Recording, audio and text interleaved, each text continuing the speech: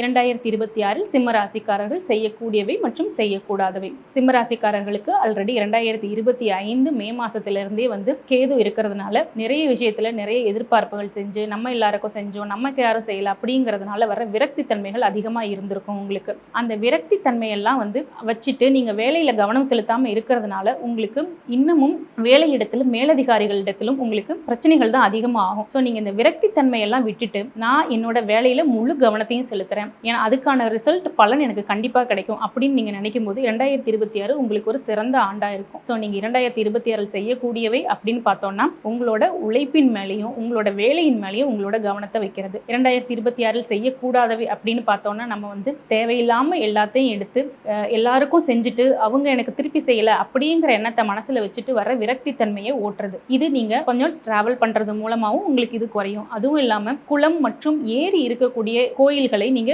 அடிக்கடி சென்று தரிசனம் பண்ணும்போதும் இதுக்கான பலன்கள் உங்களுக்கு அதிகமாக இருக்கும்.